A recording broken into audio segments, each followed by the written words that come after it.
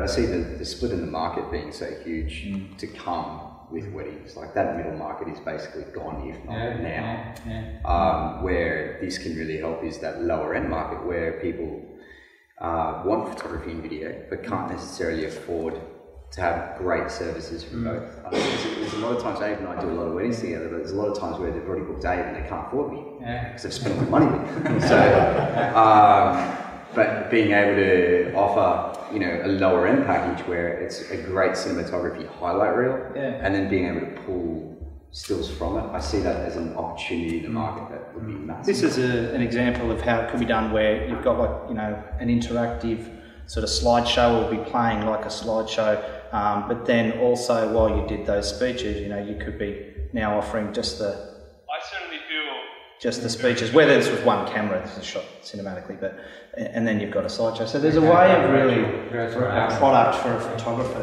to sell as well and do him out of the job. I thought you guys would have GoPros all over the church. Hidden in the flowers. I saw this too. I carry one on my head. Button cams. I mean, when I'm shooting like for cinematography, I'm thinking of shots and editing and how we're going to cover it.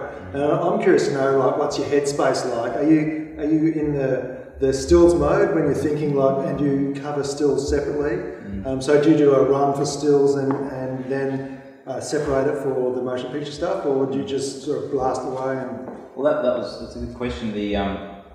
I think I just want to, for this purpose of the experimental shoots, I was shooting. We did the wedding actually just shot as is, and then we put the stills. That the actual one wedding was a real wedding, but the portrait was pretty much focused on the stills. Right. So you're on video, but you know you're going. Yeah, I wasn't getting shots to hands and cutaways and establishing because I knew we didn't need that. So it was more of a photography headspace. But I think what could happen in the future, like what I was talking about, these fusion people who offer video, and really often it's either photographers just hiring someone to do video, or vice versa. So if I was going to get the stills, I'd just probably hire a photographer and put them under our brand, and I would let them do their thing. Where you could see it, at the moment, most weddings you shoot, there's two guys shooting video, there's two guys doing stills, or women. But you could have, if I went out, say with Ryan could be a solo shooter, and if I was shooting with a second operator, and we were both filming everything in 4K, Ryan knows that he's got cutaways and, you know, details, over-the-shoulder shots of both expressions, and there's going to be hundreds of possible photos he can pull from. So the need for him to have a second shooter to get those extra angles, he could just focus on verticals and doing his craft, and almost should have shoot more highlights and shoot exactly what he wants rather than coverage. And then the actual coverage shots could come from the film. So if that was under one brand, you could just have 3 shooters. And the selling point might be less people at the wedding. You don't need 2 people doing stills and 2 people doing motion. You could just have. Before you mentioned that I don't do many weddings. I do a bit more commercial and stuff. I'm from Darwin, so it's a bit of a different market. But you mentioned that being the wedding market, that cheaper, or the middle market's going, but you know, to get that price back down. But it doesn't sound like, it doesn't make sense. You're going to invest in this equipment. You're going to invest in. You're basically your computer, and all your software is going to have to beef up big time to be able to. And then you've got your post-production, which we know as still photographers takes X amount of time, but now we're ingesting and now we're going through. So is that not increasing that level of wedding to 4,000 or 5,000 to 7,500 or 2,500, 4,000 or whatever? That middle or low end type of wedding though is so lucrative. Like there are so many of those weddings. That's what I see. It's mass marketing. It's being the McDonald's of the wedding industry. That's how I personally would have, if I was to go and do that, that's how I would do it. So yes, you're going to invest in all this equipment and all this time and energy, but what can come from it could be massive. And no one's really done it yet either. So I just see it as an open opportunity at the moment. Where I personally see things is that there's going to be there's a massive difference in the market, and there will be an even more massive difference. So there'll be that lower end market, but the guys who want to go out and shoot very high end and charge the price that they want to charge, that'll be very, very premium. So it's going back to how it was, like my dad shooting through the 80s and 90s. Like You know, there were guys out there charging more money than I could ever possibly charge now at a wedding, and they were charging that back in 1991. Yeah. And also, what happens when this? So, what happens when this? This sort of capabilities, like HD video is now in I think every Canon DSLR from the $1,000 odd cameras offer full HD video recording. I think that's right. But it's sort of across the board now. So what about when this technology comes across the board in the future and it just becomes a normal feature and better? And then like anyone can have that 4K already. That's right. Yeah. And also not just, I mean, we talked a lot about weddings, but for Brett's that TVC did in Canberra, used a lot of the stills from. We pulled the stills campaign off the motion footage. Yeah. And it looked fantastic. Using the 1DC. Using the 1DC, shot at 4K. And going back to your point, there were little bits of blur, but you could skim through the footage to find moments that were. That was another question. It's like, with your wedding coverage, because forget the portrait, because you sort of made it for stills. I mean, my question. So in that footage, was it every 3 frames or every 10 frames? Because even every 10 frames, because I never press the button down and go, never do that. But if there was this expectation that people would go through the whole wedding and sort of just pull a few stills out and they could have this wonderful video that wouldn't even necessarily be edited in the 4K, it could be edited down to a lower sort of size, but at least you had the whole thing covered with still shots. That sounds pretty... Yeah, I think it's, imagine that technology like in iPhone, like just the kids running around, and just instead of going photo, video, making your choice, doing like you did with the elephant, just go capture, and you just start capturing, and then, that's a good clip, I'll keep the clip, and I'll take some stills and make some prints. I mean, it's that way of thinking. I think the photo, video, it's the one thing now. It's going to just be catch up. And when you said that you might still shoot it in 50, you might shoot it in 120 or 200, but there might be some post-production way of smoothing out the video. That's Canon can fix that. Yeah, someone just get it right. I mean, that's what you have to think that that would be the way to do any event, a news event, or say we should feature dual files. Like okay, Mark. Frame rate, yes, Al, got a question.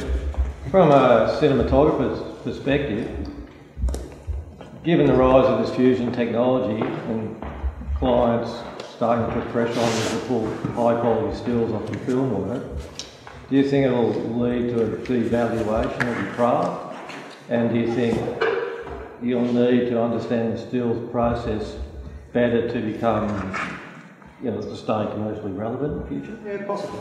I don't know. I think I'm in awe of still photography.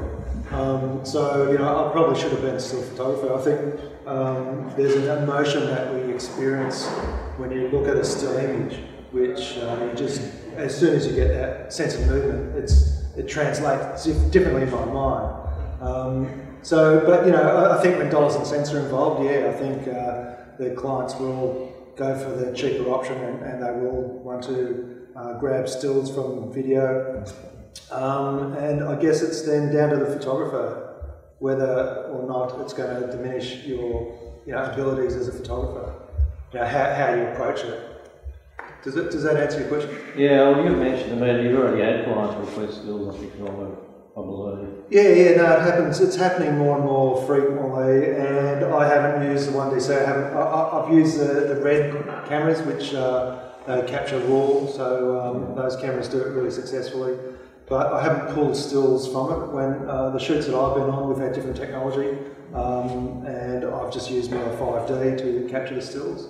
The other thing with the RØDE though, the workflow was much harder to get the stills, whereas this is a bit, you literally... Is that right? Have you done it from RØDE? I've gone through all the, you have to go through all the proprietary software. Right. It's great, the image quality is amazing, but to get the stills file is quite painful.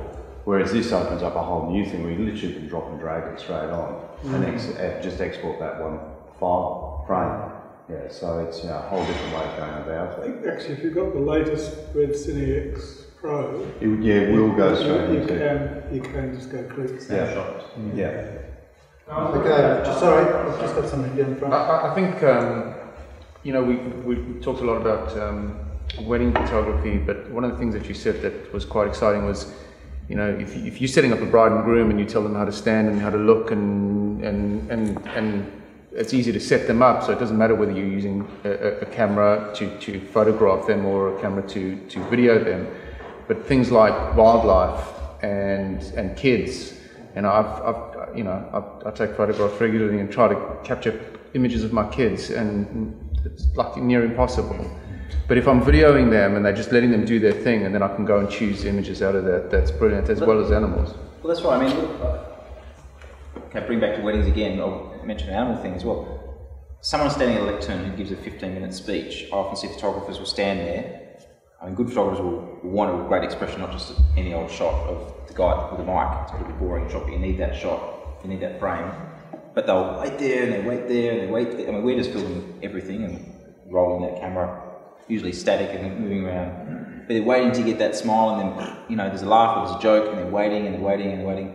That sort of scenario where you just really need coverage, you just need a nice shot, but you want to smile. That could be an example where you could lock it off and then just later on scrub through, don't have to worry about it, you go through and find that image. Or if there's a rabbit hole and you're waiting for something to pop out, you just need a shot, and you don't have to sit there, you can actually let the camera roll and actually come back later just to get that one image. I was using an example the other week. There's a great, there's sort of a bit of a halfway house in Roselle, and there's these old fellows that come and sit in the sun. There's all these old seats out the front. And I drive past it every single morning, and they're always sitting out there, and there's all these different expressions and these old funny-looking fellows. Yeah, there's funny-looking fellows sitting in the sun, and just they're always there in the mornings. And I often thought it'd be a great photo. It's like every day I drive past the thing, I should just get out and take a photo. But I'm sure if I jumped out with a camera, probably tell me to piss off. But I thought if you could set a camera up on a tripod and go down there and just set one up early in the morning and actually frame it up and then just put a 128, get an hour's worth of footage. Disguise the camera or just sit nearby. The camera can just be literally rolling. Don't walk away. Yeah, don't walk away. Go down to Roselle. You can come back later and just scrub and then find that frame where all the guys are doing, you know, those perfect photos where everyone's got their little action happening, and you can scrub through until you find that perfect frame that you love, and there's your shot. So.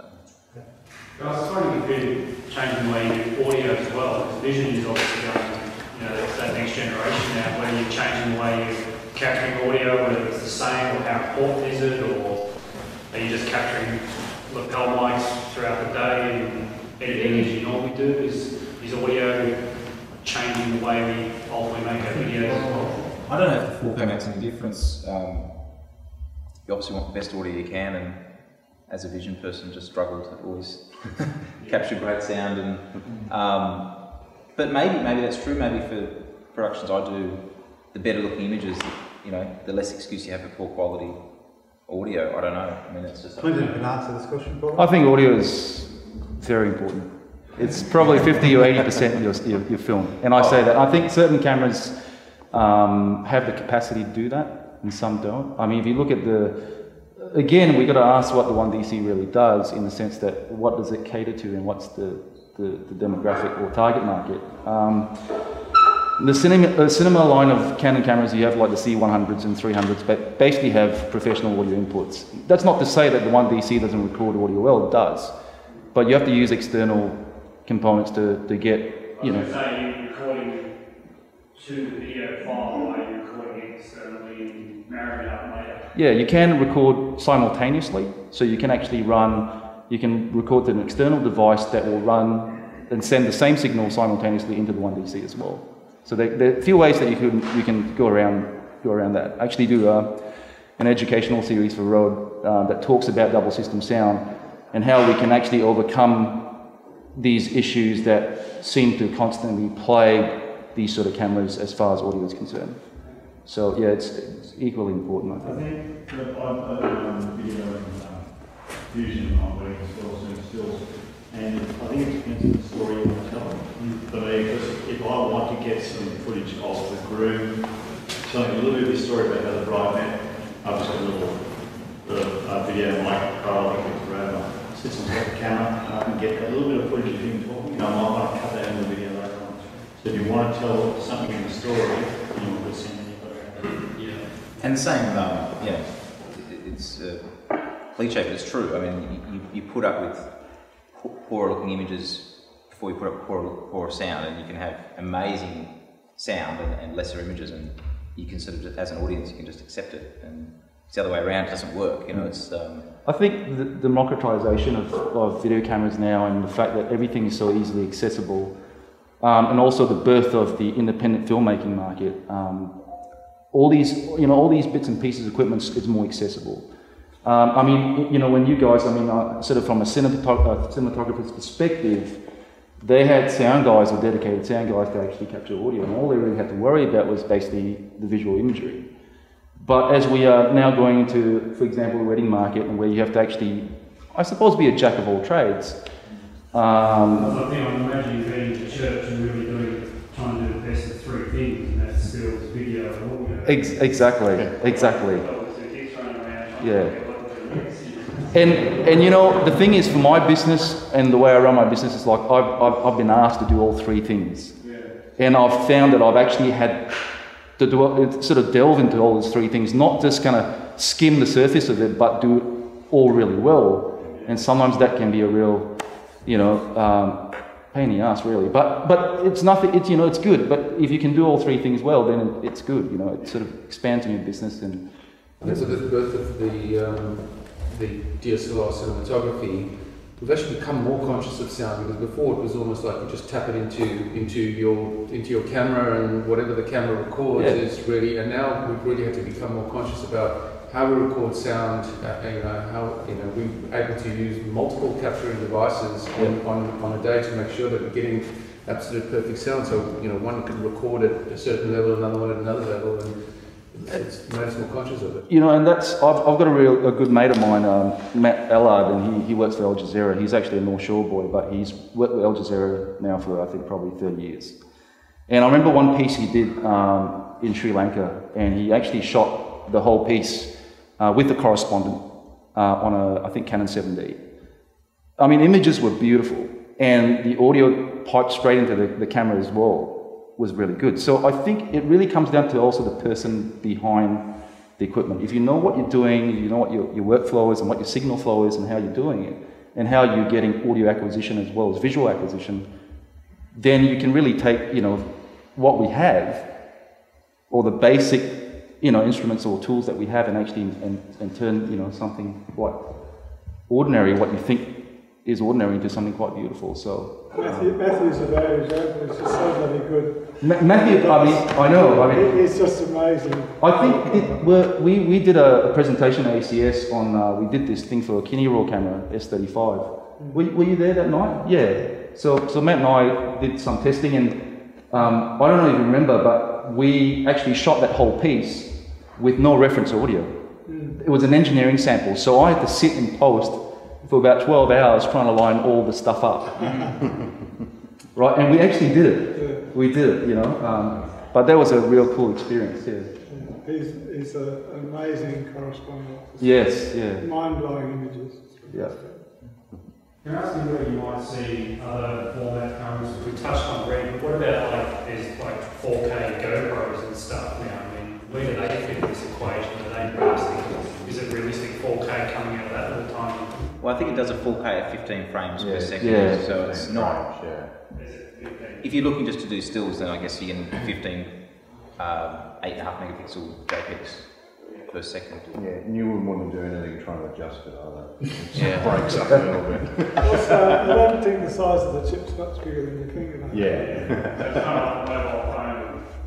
Yeah. But when it's like anything. If you film a plane going down with your mobile, then suddenly the footage is worth. It's amazing. So, was it good? Sorry. As an Uber operator from long ago, I don't know, because I didn't actually look at the audio side of the camera. Is it the same as the 5D Mark III with the meters and stuff, or is it? It's got one more jack, isn't it? Should have 3.5mm mic input with a headphone output. And just on that whole adding in job descriptions, just with the whole focus pulling and autofocus and stuff like that, how do you guys shoot? Do you shoot with a certain depth of field that you're going to get everything in focus? Yeah, I mean, I think when everyone's Because like if you're shooting kids and stuff like that, you're going to have to be a crazy focus puller. Yeah. Well, everyone when they first started shooting with DSLRs, and I was guilty as well. Like everyone shoots at 1.2, and oh my god, it's amazing. You soon get over that. Yeah. That's right. Yeah. So yeah, I think you sort of just. That's from a skills point of view for these guys. Just I think they'll have to get their head around focus pulling, also continuous lighting. James? Sorry, James. Oh, look, this is a bit of a hypothetical because the RØDE camera has the raw processing. Say for example, this is probably a bit mad, but what would be the file sizes if, say, it was when it becomes raw? It sounds like it don't matter time. Raw with this type of camera. You gave some examples there of, this is what the 5D Mark sort of 3 would be, and this is what 4K is. What sort of size would these things be if, for example, you had raw coming out? We didn't expect it to be bigger, but it depends on the compression technology is always included. Technology. RØDE's compressed still. Yeah. The R3s are compressed, they're just raw. So they have information that is not in the original piece that you're looking at. Just like a raw imaging still. The raw file that I saw. Just happens to be that the image in stills in a raw file. The raw video's raw with the stills. Yeah, so the raw that we pulled off, we had a look at. No, it didn't have the same latitude as a traditional DSLR, 5 days ago. It didn't have the same latitude range, probably about half, maybe a little bit less. So that's why I couldn't get my head around the raw, but it didn't seem to have, you can bring back the highlights so much on a digital SLR sort of raw shot, but on the RØDE sort of one, it was probably only about half. I thought I would have got more out of that. It was only sort of one test, but depends on where you set the compression, though. You can choose. Is that compression that's doing that? The compression is just a video. I mean, when you're talking about 4K video as uncompressed, it's something like. Are you talking about 1DC? Are you talking about the one? Yeah. Any 4K image at uncompressed is going to be about 12 gigabits per second, which is an insane amount of information to store anywhere. But RØDE stores it on their drives. I'm not sure of the exact amount of information, but it's cut down a lot. It uses very highly compressed video. Well, the 4K image in the 1DC, correct me if I'm wrong, but I think it uses the UV color space, which is 8-bit 422. Yeah. So the 4K image itself is still compressed to some extent. Oh, absolutely. Yeah. 7:1. Yeah, 7:1. Yeah. 7:1 compression ratio. Right. Okay, so it's YUV 8-bit 422, correct? Yep. Yeah. So, yeah. Jay? Just going back to focus, I was lucky enough to travel through the video on a film that Adrian was with the tour company I worked for over a 3-week period. And you were coming back to focus, and I think a lot of people can make it difficult for themselves by putting rigs and doing the whole thing thinking that's what needs to happen. The whole 3 weeks Adrian pulled focus manually, no rigs, monopods, tripods, good stability, but I think it's as much about lens choice, knowing what you want out of the scene as well. It's just knowing you've got enough depth of field to cover at any given point. I've noticed you using a lot of that technique to get around having to pull focus to begin with. And I think the final end production, having less focus pulling, end up looking better anyway. So, would you agree? And I think the other thing too is the smaller form factor. Being able to shoot out of vehicles. I mean, there were plenty of times where we were sighting up to lions and elephants. If you step outside the car, you're cactus. So having a smaller form factor that gives you the ability to film in tight spaces, but also to put that camera into spaces where traditional larger format cameras you just wouldn't put them. I mean, you can stick them behind steering wheels with a fisheye lens. I mean, would you find the opportunity of more so the form factor and simplifying it? Do you find, obviously with what you're doing with the wedding, is you've simplified it down to the fact that you don't use rigs, you don't use collars, focus pull, nothing. I think, don't get scared off by seeing Brett set up here. Like, there's reasons for every bit of kit that he's got on there. I like to, and especially when doing weddings or the very light solo type shooting when you're travelling, is just start with the camera and then what do I absolutely need to have on this to make it work, and then I'll just add whatever configuration I need rather than.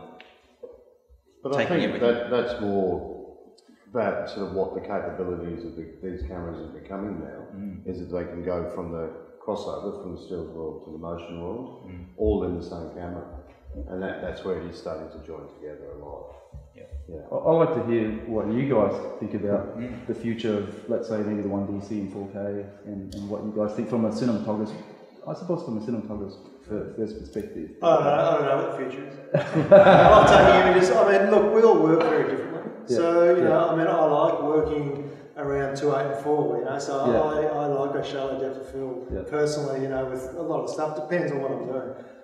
So, you know, focus is always an issue for me, and focus, especially with these little cameras, I've got a little EVF, and that helps, like, nail it pretty well every time. But the future for cameras, mate, it's a tool, you know, it's like, you know, we used to be a film camera, we used to shoot like 1,000 frames a second with these big mechanical cameras, and now you can do it with these electronic cameras.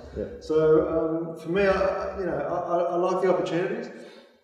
I think what you're doing is you've seen a kind of a clever niche, and you're doing really well at it, and I think for your purposes, these cameras are absolutely fantastic.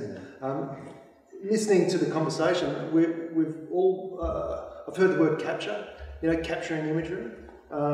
Whereas you know, traditionally I think photographers aren't just only about capturing. I think there's a creating an image as well, which I think is a different type of application. So this style of shooting for a photographer, I think, is a lot about the application. You know, Peter over there shoots beautiful landscapes. I don't know whether this style of shooting would suit shooting landscape. So, you know, it's a tool for the right process, and I guess when Dave and I, or, you know, as a cameraman, we go on a job, there's so many different cameras we can choose from, and I guess we choose the appropriate one for the particular job. Would you see the 1DC fitting into your workflow? Yeah, definitely. The portability, yeah, look, definitely. That's the prize tonight, wasn't it?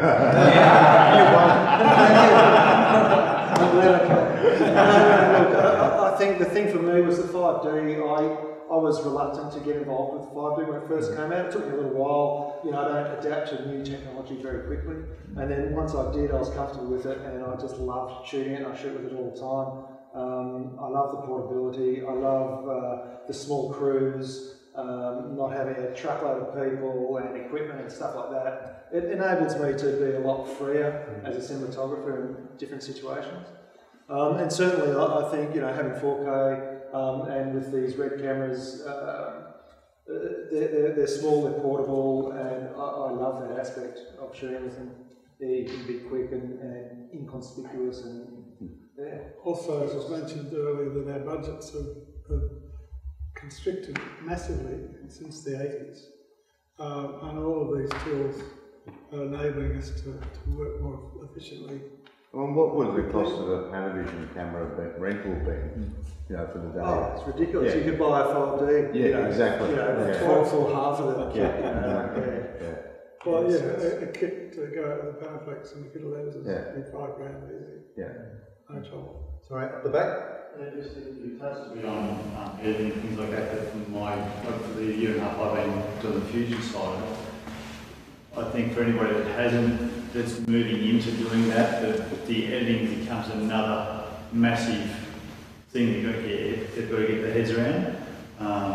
You know, thinking the story through, it's not a matter of just shooting, but what you're going to edit on, how you're going to edit, what the feeling you're trying to put into it, and then understanding how all the editing sides and all the codecs work and all that type of thing becomes another. You're so used to doing when I switched from film to digital, it's like, oh, hang on, I've got to learn colour now. The lab used to do that. I don't even, and then the edit process is a lot quicker. I think that you will learn that. I think it will just be, and usually pretty, photographers in general, usually pretty tech savvy. Sexting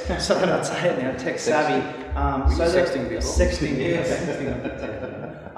it's, I think you'll pick that up, and there is a lot. It's a whole other language, but I think the software is making it pretty easy to export HD. All right, I know that, and you don't.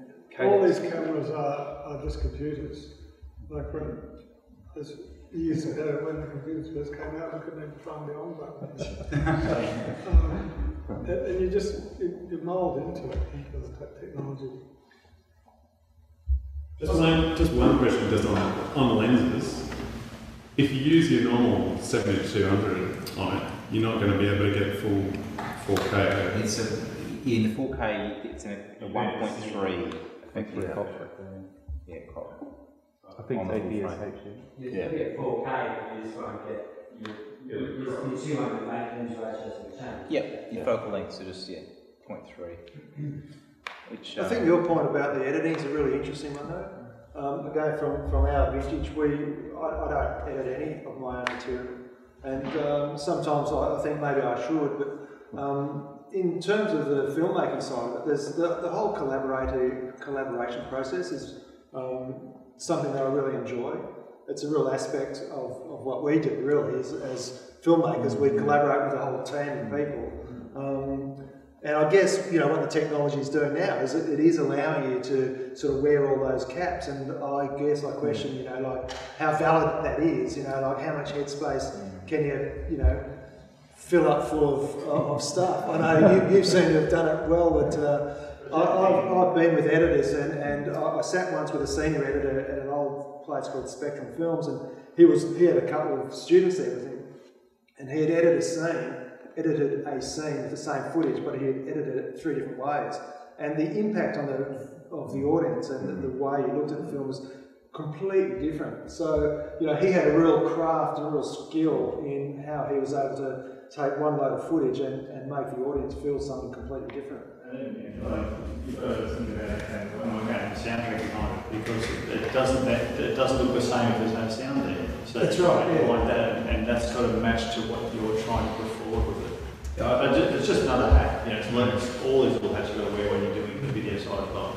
I totally agree, and the collaborative process is amazing, and I can't take credit for all that editing. I mean, I don't get my hands dirty in editing that much, and I wish I did more, But you know how to do it, yeah?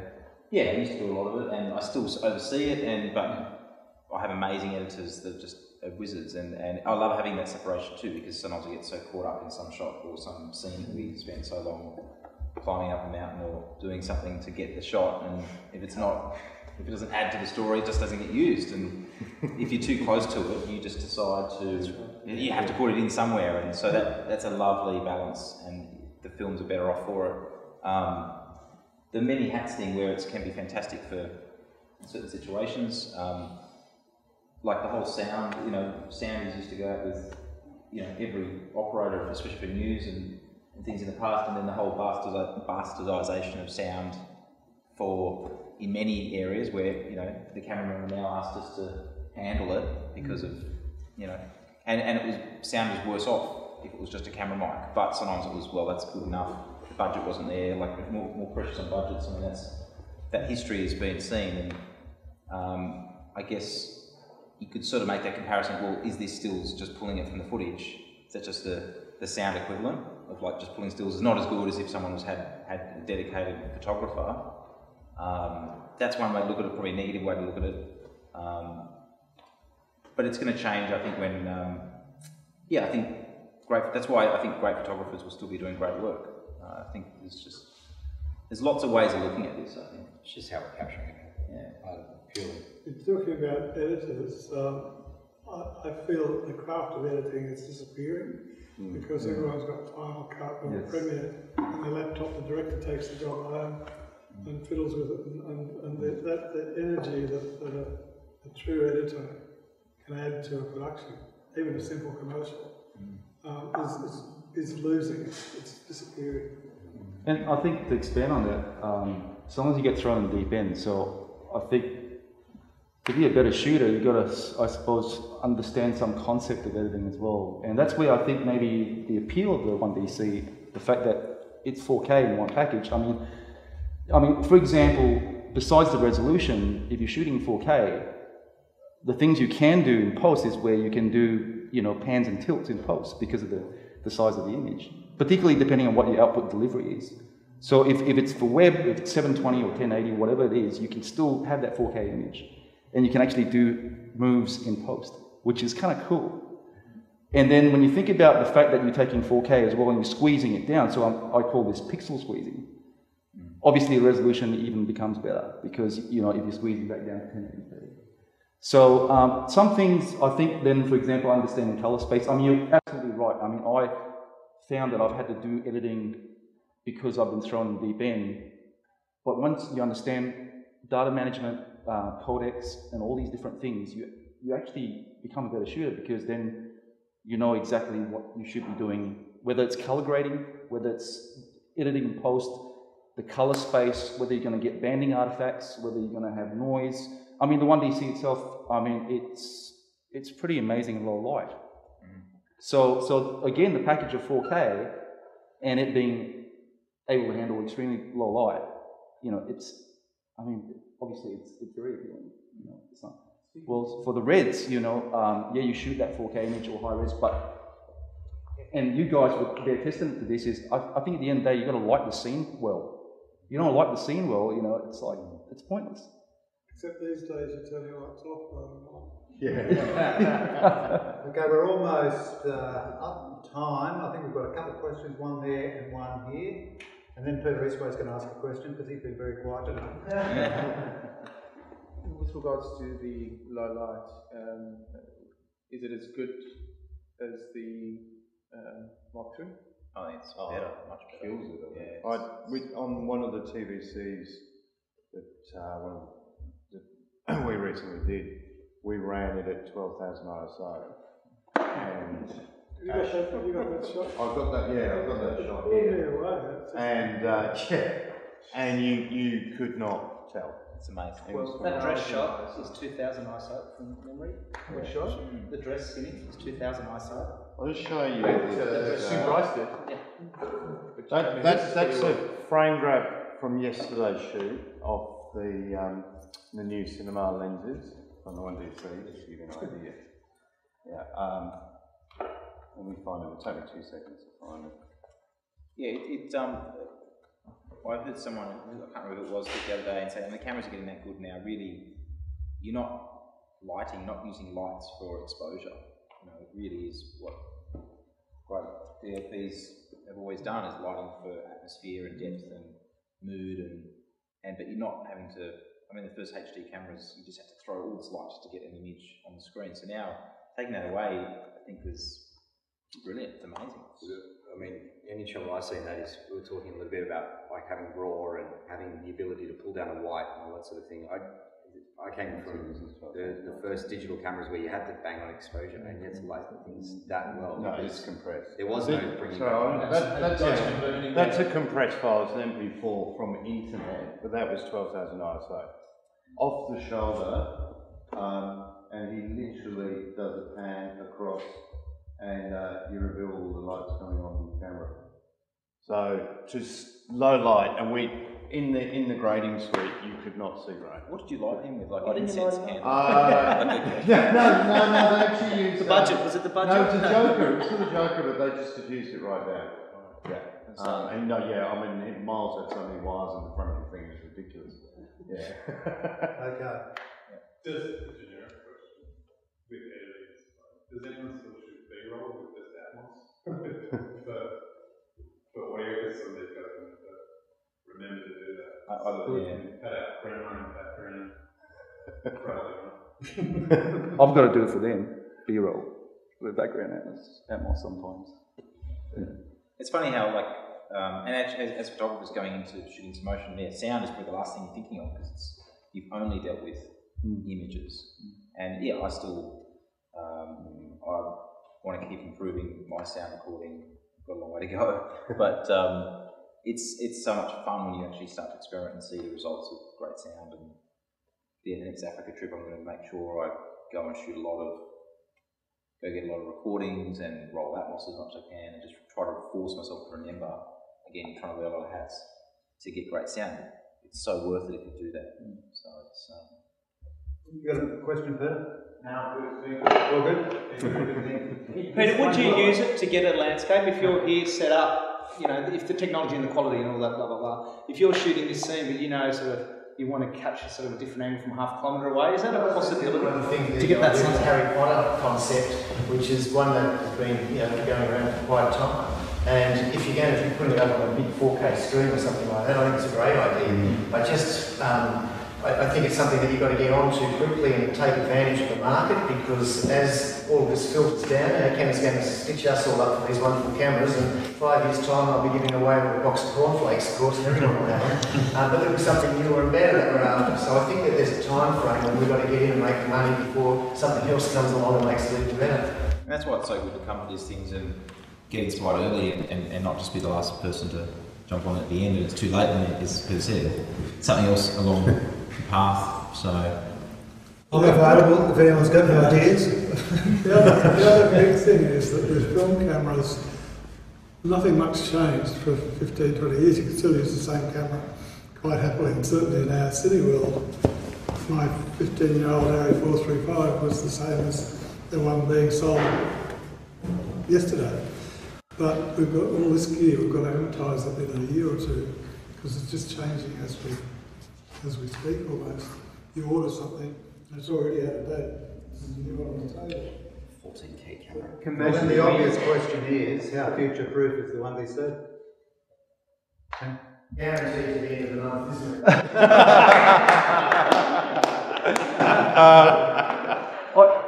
I think the best, I've got another mate of mine, Mickey Jones, so if Mick's tuned in, he'll be able to probably answer this question better than I can.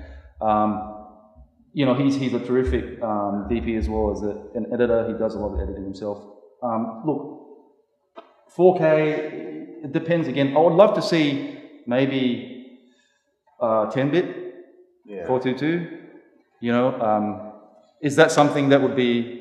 Well, we're going to see 500. Processing about 500 megabits per second now. Yeah, right. In standard. Yeah. So if you go to our 10-bit camera, C500, yes, yeah. That knocks out a 4K 444 raw file at 6 gigabits per second. Wow.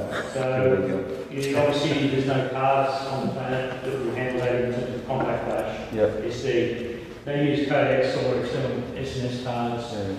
My terabyte card is currently around $12,000. So we can deliver that sort of quality to you right now, but again, the production values and the costs and all that expenditure exponentially go up for the current technology base. The 1DC is quite groundbreaking. Yes, it is. It's 4K internal recording to non-proprietary media that's quite cheap. You can walk into a photographic store and pretty much buy it anywhere in the world. And it's in a form factor and on a lens base that you already know and love. So it is a groundbreaking product. I think that's the appeal, it's having, you can record internally. And the 4K resolution will be here for quite a while. And you've got a good future. I still think, but I think again, talking about the purpose of 4K. So like I said, it's in post. You can use 4K, I suppose intelligently in post. But then if you already look at the internet now, has anybody watched the YouTube, the 4K streaming tests they've been doing? Phenomenal. So, it's not that far before, I think TV pictures will just totally replaced, and it will be 4K stream. So, 1080 will just be knocked out of the park. You won't even want to look at it anymore. So at least you're future-proof. Okay, I think we'll wrap it up. On behalf of the AIPP, I'd like to thank our panellists for being up here in front. I'd like to thank Ming and Scott from RØDE for streaming this occasion live to YouTube. And I'd like to thank Sun Studios. Sorry, David. So thanks very much for coming.